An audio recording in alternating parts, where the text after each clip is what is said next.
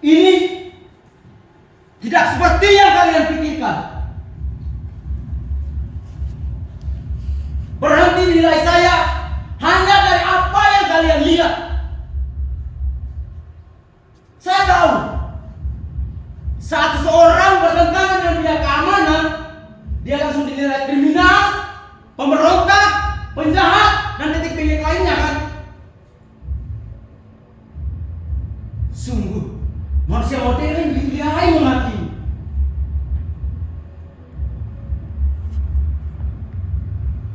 Nama saya Kopo, seorang anak laki-laki yang lahir dari keluarga miskin, membuat semua cita-cita saya seperti mimpi kosong.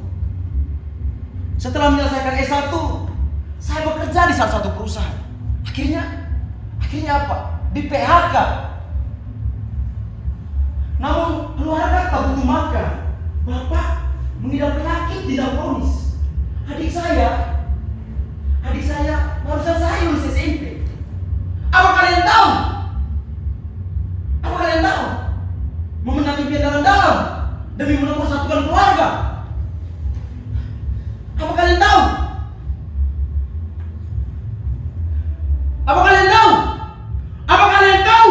Kita ini korban dari sistem. Data BPS tahun 2024 menunjukkan hampir 8 juta pengangguran di negeri ini. Dan dari angka itu, jutaannya adalah sarjana. Kita ini dicetak, diluluskan, lalu dibuang gitu saja. Kampus hanya menjadi pabrik mencetak ijazah, bukan masa depan. Saya merasa gagal bila datang ke sini dan tidak bekerja. Sampai suatu malam saya bertemu Acung, adik kelas saya.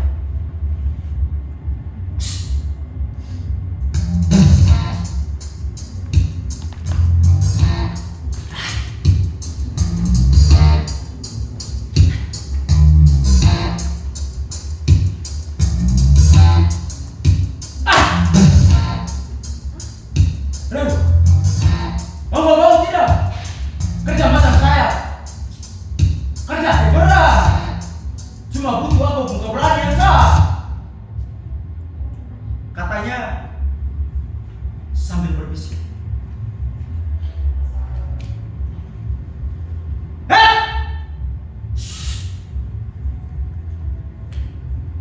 Jangan buru-buru bersangka buruk. Saya akan memberitahukan kepada kalian semua. Tetapi tidak sekarang. Hari itu saya diajak Acung bekerja. Saya heran, kenapa anak tamatan SMA seperti Acung begitu cepat mendapatkan pekerjaan. Dalam perjalanan saya melihat Acung.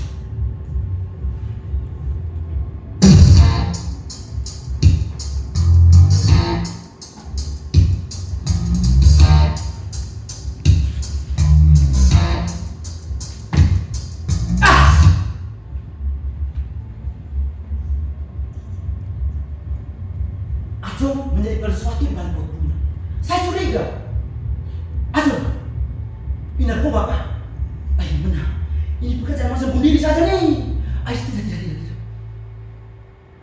Ia hanya tersinggung, lalu menjatuhkan seluruh uang di hadapan saya. Bre, jumlahnya lebih dari gaji tempat kerja saya sebelumnya. Lalu untuk mendapatkan uang sebanyak ini, saya butuh waktu bertahun-tahun. Hari-hari berlalu, saya mencari kurir 10 juta sekali antar. Tapi saya tidak pakai uang itu untuk berfoya-foya. Saya pakai untuk keluarga. Oh, saya ingat. Waktu itu ada seorang bapak datang meminjam uang untuk biaya operasi anak. Tanpa pikir panjang, saya langsung memberikan uang itu. Dan saya juga tidak berharap uang itu dikembalikan, karena saya sudah merasa cukup. Akhirnya saya putuskan berhenti.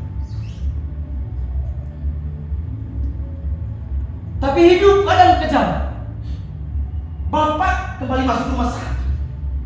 Biaya operasinya 10 juta.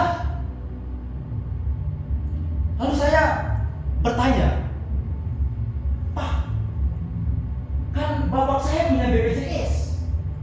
Dokternya hanya tersenyum miris, lalu bilang, maaf nak, BPJS tidak cover semua biaya. Harus ada biaya tambahan. BPJS! Katanya BPJS menjamin kesehatan rakyat. Tapi apa gunanya kartu kalau ujung-ujungnya harus bayar sendiri?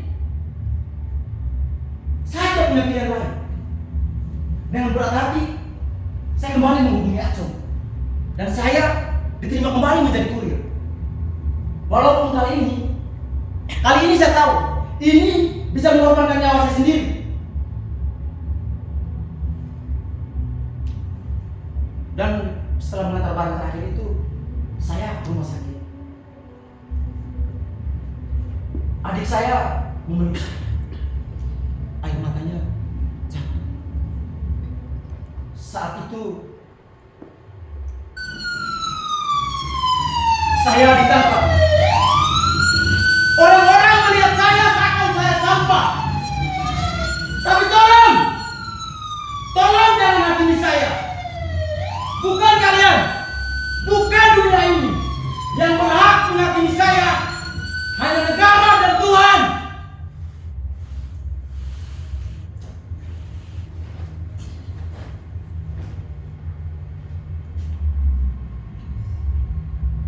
Mengadili terdakwa Camillus Kopo terbukti bersalah dalam peredaran narkotika jenis ganja dalam jumlah yang besar, menjatuhkan hukuman pidana penjara seumur hidup. Saya yang mengantar, saya tidak mengkonsumsi, Pak. Tolong saya yang mulia.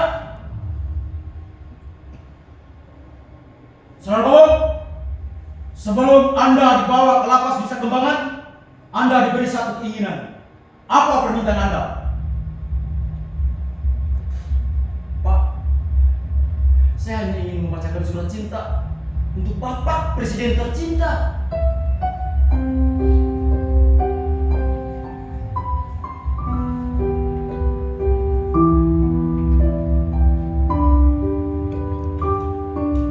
Kepada yang terhormat Bapak Presiden di tempat, dengan segala hormat,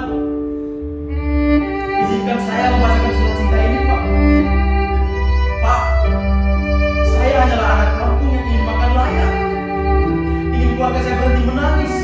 Tapi di negeri ini, Pak, pintu kesempatan tertutup rapat. Saya tahu saya bersalah, saya bertanggung jawab. Tapi saya juga ingin bertanya, Pak, untuk apa kemerdekaan ini? Untuk apa pengorbanan para pahlawan? Jika rakyat terus disiksa oleh kemiskinan, kesenjangan, dan korupsi, kita hanya mengganti penjajah saja, Pak. Kalau begini akhirnya, Bapak Presiden, anak muda yang katanya harapan bangsa, hari ini dijadikan komoditas, Pak. Pendidikan diperdagangkan, sedangkan harga kuliah melambung. Sementara itu outputnya tidak lebih dari sekedar ijazah tanpa arah. Kampus bukan lagi pencetak ijazah, melainkan pabrik massal pencetak sarjana bergelar akademik. Sementara itu di atas sana, para pemegang kuasa sibuk merancang revisi undang-undang demi memperkuat cengkraman oligarki. Mereka berkuat tentang pertumbuhan ekonomi, tapi lupa bahwa pertumbuhan tanpa pemerataan hanyalah ilusi bagi rakyat jelata. Mereka bicara soal investasi, soal infrastruktur, soal digitalisasi, tapi mereka lupa satu hal paling mendasar: menciptakan lapangan pekerjaan yang nyata dan manusiawi. Saya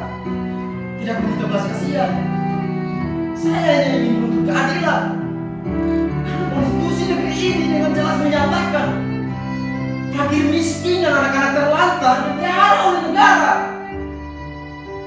Tapi hari ini kami justru sudah merasa lapar oleh sistem pendidikan yang menipu, oleh ekonomi yang tak berpihak, oleh negara yang hadir saat kampanye lalu hilang setelah duduk di kursi empuk kekuasaan. Karena negara gagal menyediakan pekerjaan yang layak, maka negara sedang mengkhianati makna paling dasar dari